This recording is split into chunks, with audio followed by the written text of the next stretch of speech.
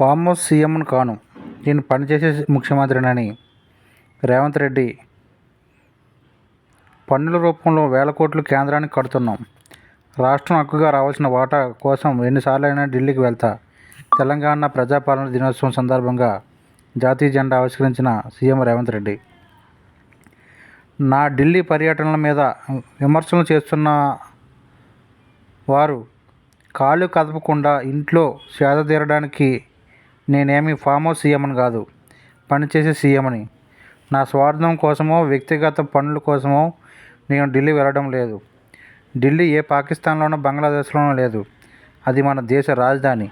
ఇది ఫెడరల్ వ్యవస్థ. రాష్ట్రాలకు కేంద్రానికి మధ్య అనేక అంశాలు ఉంటాయి. రాష్ట్రం నుండి మనం పన్నుల రూపంలో కొన్ని వేల కోట్లు కడుతున్నాం. అందులో రావాల్సిన హక్కుగా మనం వాటాను తిరిగి తెచ్చుకోవడం కోసం ఎన్నిసార్లైనా ఢిల్లీకి వెళ్తా అని ముఖ్యమంత్రి రేవంత్ రెడ్డి స్పష్టం చేశారు.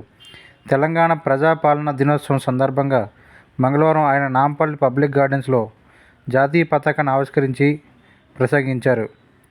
ఓ నిజాము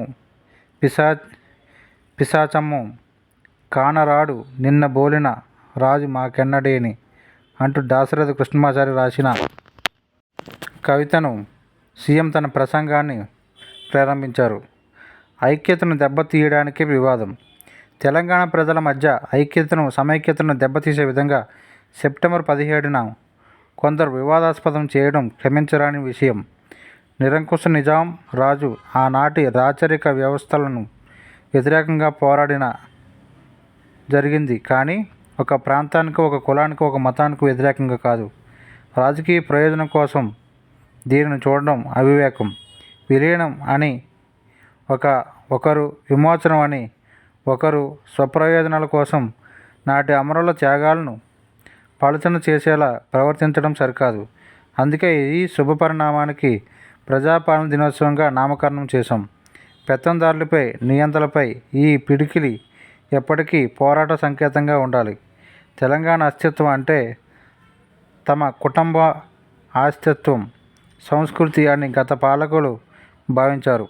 తెలంగాణ గుడ్డి చప్పుడు తెలిసిన వాడిగా నేను అధికారంలోకి రాగానే సాంస్కృతిక పునరుజ్జీవనానికి నాంది పలిక అని రేవంత్ చెప్పారు.